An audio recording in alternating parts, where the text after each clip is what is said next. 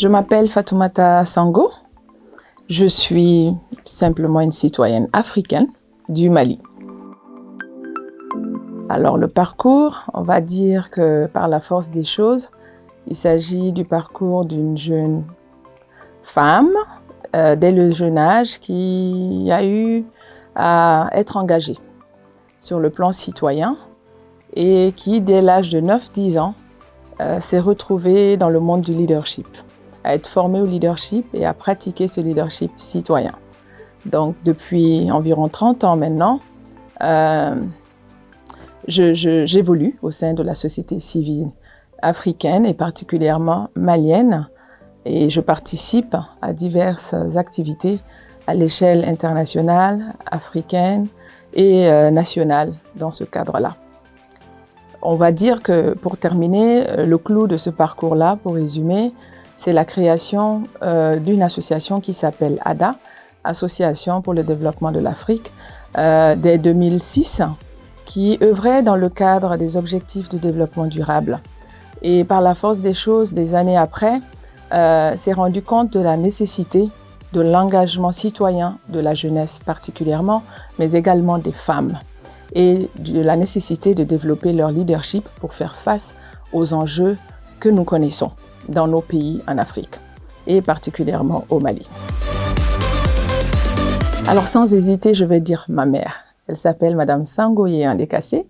C'est une personne, j'ai l'habitude de le dire, quand on parle de leadership, qui m'a toujours inspirée, bien sûr, dès le jeune âge, mais surtout pour ce qu'elle est comme femme, durant tout son parcours, bien avant notre naissance, mais également durant ma modeste vie, ce que j'ai vu d'elle.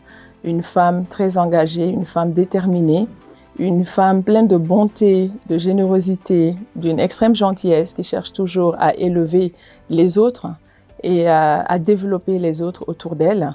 Et surtout une femme très engagée dans le travail, avec beaucoup de hard working, extraordinaire. Je ne sais pas comment elle fait et d'où elle tire son énergie. Vraiment beaucoup de qualités que je ne saurais pas citer ici toutes, mais toutes ces qualités font que c'est mon modèle. C'est la femme que j'admire le plus au monde et à laquelle j'essaie de ressembler chaque jour et j'essaie d'être chaque jour une meilleure version de moi-même en la prenant comme modèle. Alors, réussite, c'est difficile de le dire. Je pense que les autres sont mieux placés que moi. Mais indubitablement, pour moi, la vraie définition de la réussite personnelle, c'est quand on arrive à servir sa communauté, servir son pays, servir le monde, servir à son modeste niveau.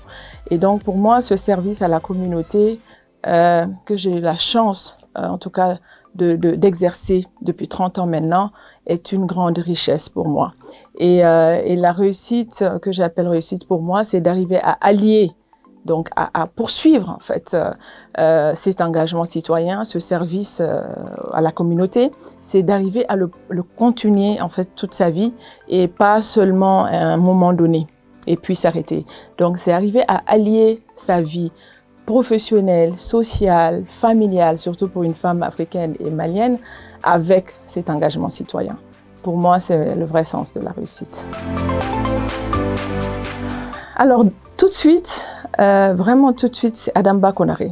J'adore sa plume, mais j'adore surtout la femme qu'elle est, la personnalité qu'elle est, et elle est l'un de mes rôles modèles.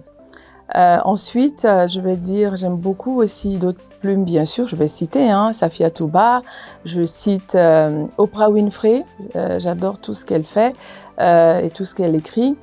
Michelle Obama, j'ai beaucoup aimé ce qu'elle a écrit, même si c'est récent, ces récentes années. Aminata Dramane Traoré aussi, qui est malienne, mais également d'autres comme Daily Amadou Amal du Cameroun. J'adore ce qu'elle écrit, tout ce qu'elle écrit.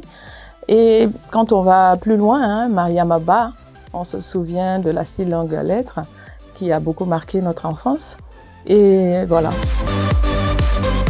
Je vais plus parler d'admiration. C'est difficile pour moi de répondre à la question de l'identification parce que pour moi, des leaders et des personnalités, nous les admirons elles sont des rôles modèles pour nous.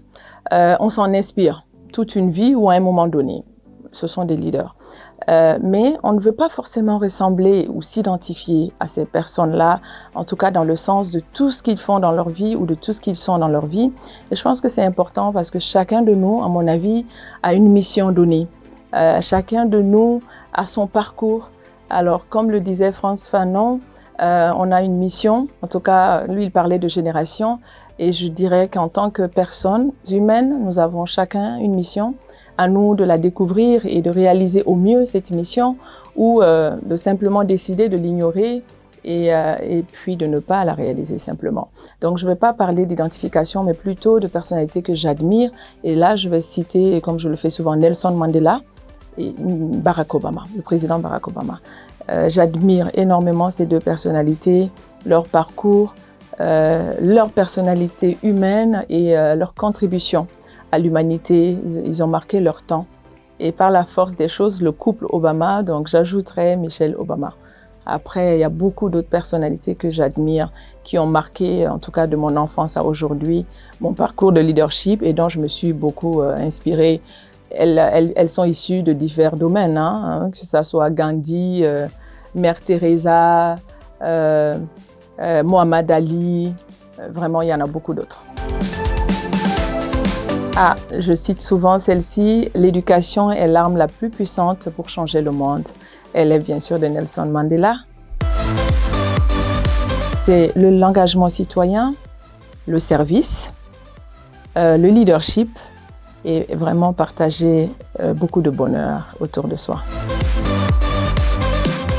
Les femmes maliennes sont des battantes, à l'image de femmes africaines, je pense. Ensuite, je pense beaucoup aux inégalités. Je pense que les femmes, elles payent le prix fort des inégalités. Ensuite, je parlerai de barrières. Elles font face à beaucoup de barrières socio-culturelles et également religieuses.